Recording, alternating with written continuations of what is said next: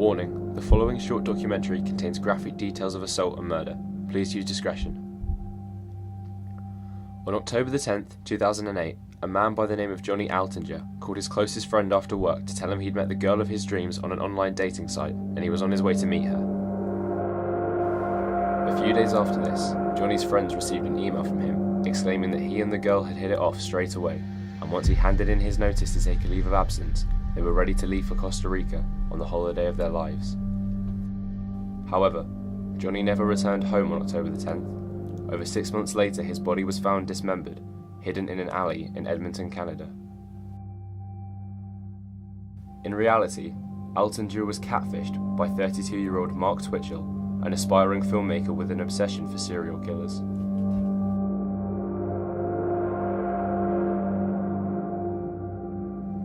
Twitchell used the online dating site to lure Altinger back to his garage.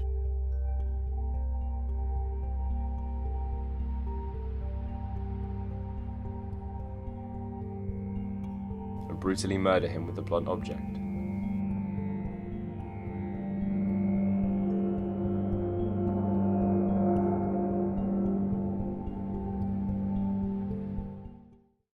What do you want to focus on today? I'm glad you asked that.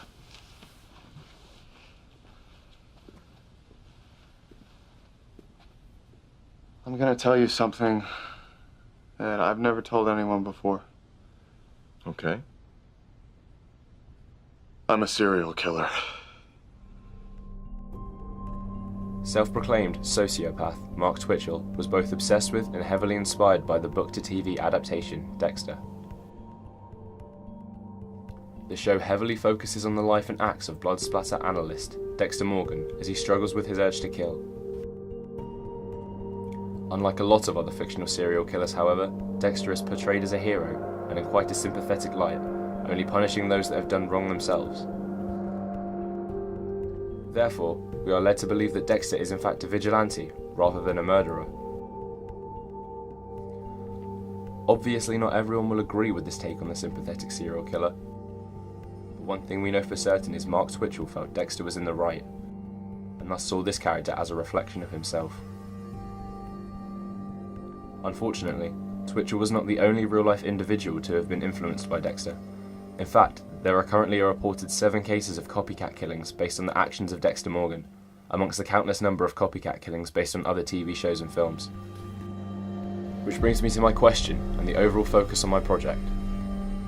How does the representation of serial killers in TV and film have an impact on viewers and society in general?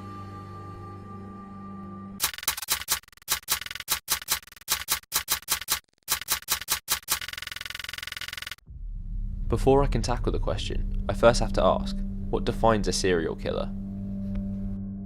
The term serial killer was coined in the 1970s by the FBI and defined as someone who commits at least 3 murders over more than a month with an emotional cooling off period in between. However, the National Institution of Justice defines it as committing 2 or more murders with a psychological motive and sadistic sexual overtones. On this conception, serial killing can be understood as a type of sex crime, a monstrous version of normal male sexuality. This is closer to the public's perception of a serial killer. It stereotypically derives from the fragile male ego and masculinity. A number of serial killers have also blamed their crimes on childhood trauma or abuse. For example, notorious psychopath Charles Manson. However, this is not always the case in the killers. Most serial killers could also be characterized as psychopaths, especially in the case of people like Ted Bundy or Jeffrey Dahmer. These people are described as cool-headed and calculated. They lack empathy and feel no guilt or remorse for their actions. In 2015, the director of the Center for Applied Criminology at Birmingham City University revealed the 5 potential key characteristics of a serial killer. Number 1. Obsession with power. Serial killers often assert their dominance over a victim by withholding crucial information from them or the authorities in a bid to gain attention and power. Ian Brady and Myra Hindley, the Moors murderers, are a great example of this theory in action. They withheld the location of their victims' bodies from the police in order to gain dominance over them. Number 2. Manipulation. Some of the world's best known serial killers have a frightening ability to manipulate those around them, pressing the right buttons in order to present themselves in a false light. In the case of killer Dr. Harold Shipman, he used his medical position to gain his patients' trust and manipulate them into accepting treatments which would ultimately kill them, whilst posing as a caring member of the hospital.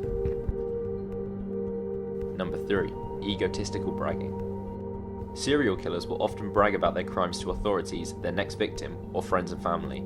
They feel a sense of pride when talking about the murders they've committed, and see it as a sort of trophy. Coming back to the Moors murderers, Brady and Hindley commonly used to visit the burial site of their victims in order to take photos and feed their own egos. Number 4. Superficial charm. Linking back to the manipulation point, psychopathic killers use their knowledge of the human psyche and their charm to exploit their victims' vulnerabilities, thus using it to their advantage. The most infamous example of this is in Ted Bundy's case. He used slings and crutches to pose as a disabled person, or dressed as a police officer, in order to manipulate these women into gaining their trust. He was commonly described as handsome and charming. Finally, number 5. Average Joe disguise. Frighteningly, one of the most common traits of a serial killer is the ability to blend into a community as an average Joe, often going as far as to help out other members of the neighbourhood. Notably, John Wayne Gacy, serial rapist and murderer, was politically active in his Chicago suburb and worked hard for the local community, even performing at parties and events as Pogo the Clown. No one from his hometown suspected anything.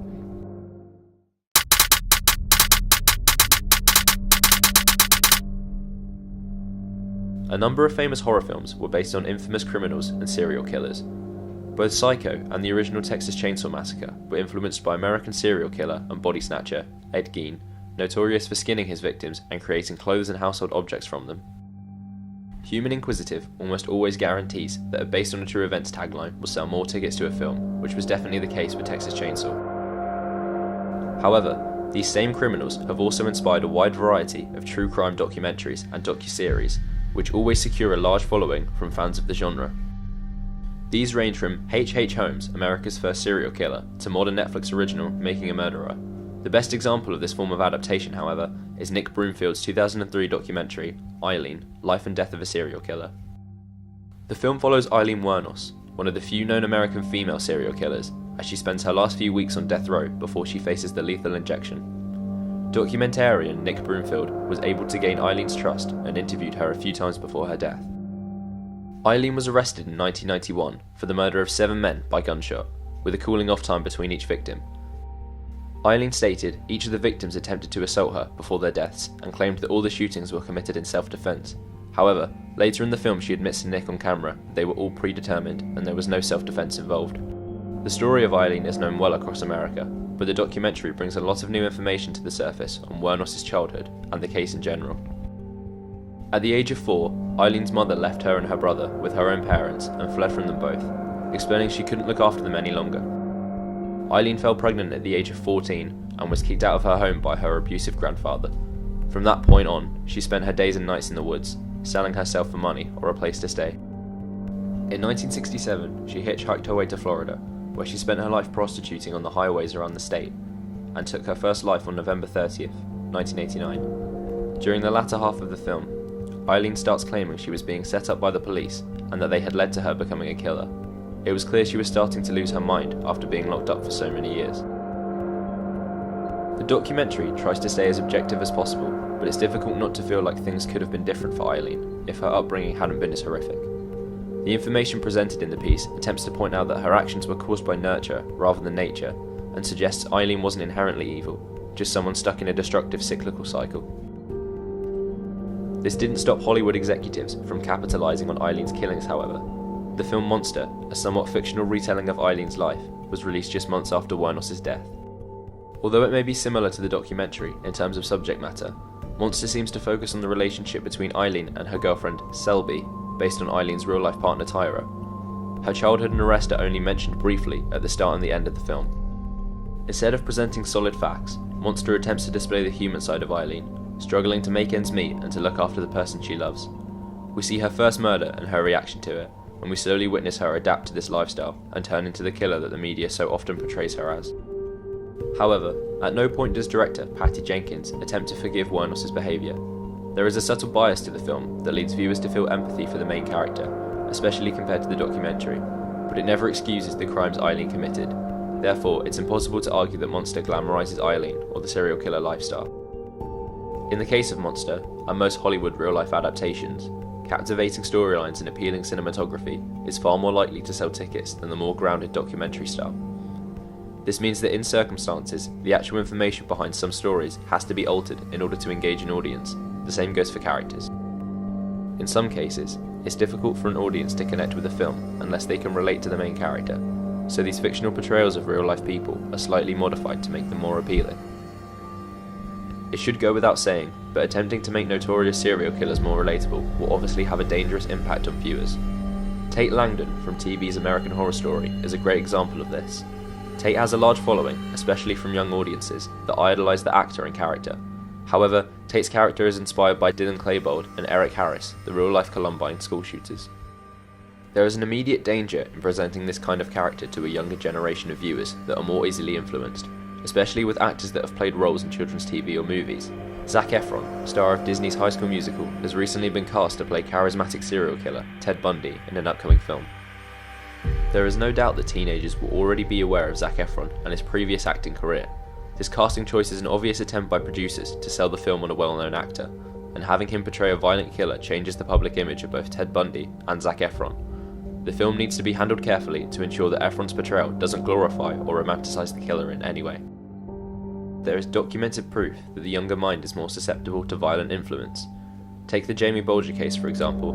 The pair of 10-year-old killers attempted to recreate a kill scene from a horror film after watching Child's Play 3. The list of copycat crimes inspired by TV and film is long and horrifying. It is abundantly clear that serial killer-inspired characters have a strong impact on viewers.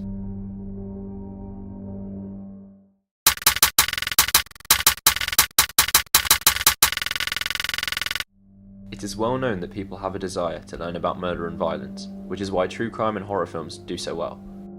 This has even branched out to YouTube creators, covering true crime conspiracies and bringing in millions of views per episode. It's human nature to be intrigued by something taboo, in which you know nothing about, and to investigate it thusly. There is a desire to be scared or to be grossed out by something gruesome and uncomfortable. Being obsessed with these true crime shows and murder documentaries doesn't make you a psychopath yourself, however.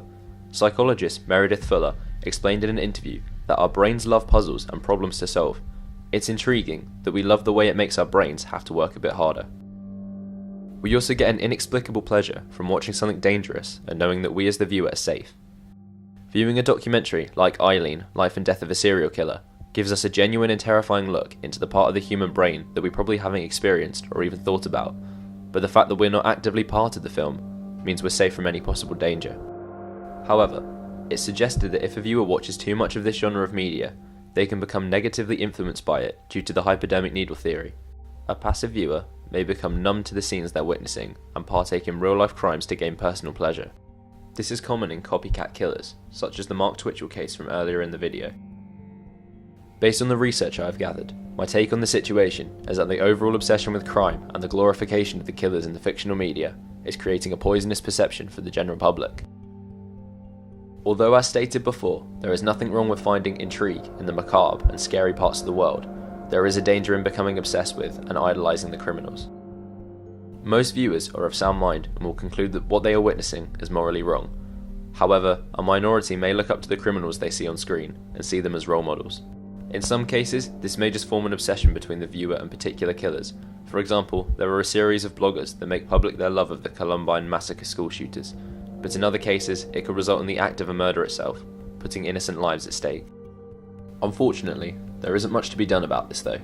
Hollywood will never stop making movies about fictional or real serial killers, and no matter how this is handled, it will always leave a possibility of greatly influencing a disturbed individual into attempting the same thing.